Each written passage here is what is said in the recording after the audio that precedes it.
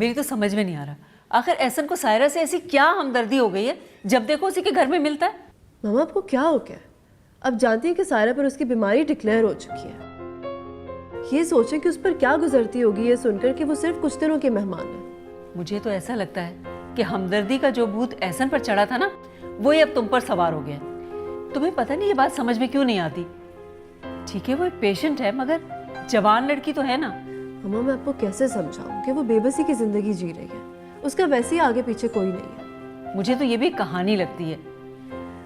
चलो मान लिया बाप नहीं है, मगर चचा ताया मामू कोई भी नहीं है।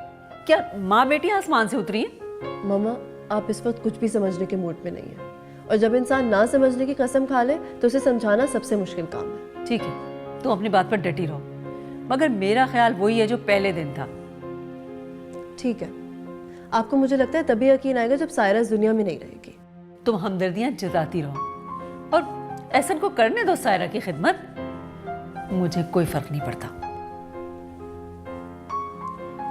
अच्छा ठीक है प्लीज, लेकिन ये जो बातें आपने मेरे साथ की है एहसन के सामने मत कीजिएगा। तुमने तो आंखें बंद कर ली और अब तुम चाहती हो कि मैं भी कुछ ना कहूं और ना देखूं, है ना?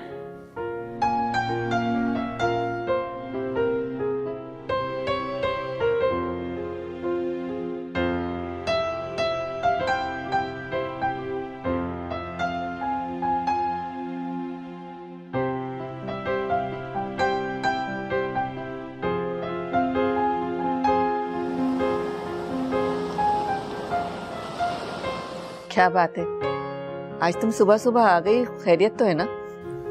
जी जी खैरियत है। वो नबील मुझे यहाँ छोड़ गए थे, उन्हें किसी काम से जाना था इसलिए। नबील?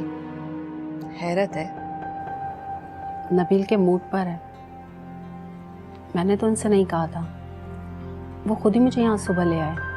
अच्छा तुम रहने आई हो या जाते हुए नबील तुम्हें वापस ले जाएगा? पता नहीं। अब तुम आ गई हो ना, ऐसा करते हैं कि शॉपिंग मॉल चलते हैं। शॉपिंग में ज़्यादा टाइम तो नहीं लगेगा? मेरा मतलब है कि अगर नबील आ गए तो उन्हें मेरा मार्केट में घूमना ज़्यादा पसंद नहीं है। अरे तो हम कौन सा पूरा दिन शॉपिंग मॉल में गुजारेंगे, 2-4 जरूरी चीजें लेनी है वो लेके घर वापस आ जाएंगे। अच्छा ठीक है। क्या बात है शाजिया, कुछ परेशान सी लग रही हो, सब ठीक तो है ना? नहीं बस वो ज़रा नबील के बिजनेस की प्रॉब्लम है। ये सारे मर्दों के मसले होते हैं, वो अपने बिजनेस प्रॉब्लम्स खुद सॉल्व करना जानते हैं, तुम क्यों परेशान हो रही हो? और वैसे भी अब हम नबील के दरमियान तो कुछ बोलेंगे नहीं। चलो जल्दी से उठो, फ्रेश हो जाओ, फिर खाना खा के शॉपिंग पे निकलते हैं। छोटी छोटी बातों पे परेशान मत हुआ करो, सब ठीक हो जाएगा। आज मेरी डॉक्टर यजदानी से अपॉइंटमेंट थी, मैंने तुम्हारी सारी रिपोर्ट्स दे दी हैं। अब वो प्रोफेसर्स के साथ मिलकर डिस्कस करेंगे। वैसे मुझे उम्मीद है इंशाल्लाह कोई पॉजिटिव रिजल्ट ही सामने आएगा। मेरी वजह से आपको परेशान होने की जरूरत नहीं है। बिला वजह अपना वक्त जाया मत करिए।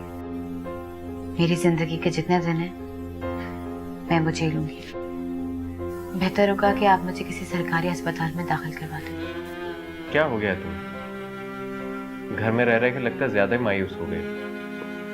कल से ऑफिस ज्वाइन करना है तुम्हें। ऑफिस में रहो, लोगों से मिलो, मैं भी तुम्हारे आसपास घूमता रहूंगा, तुम्हारा दिल बदलेगा।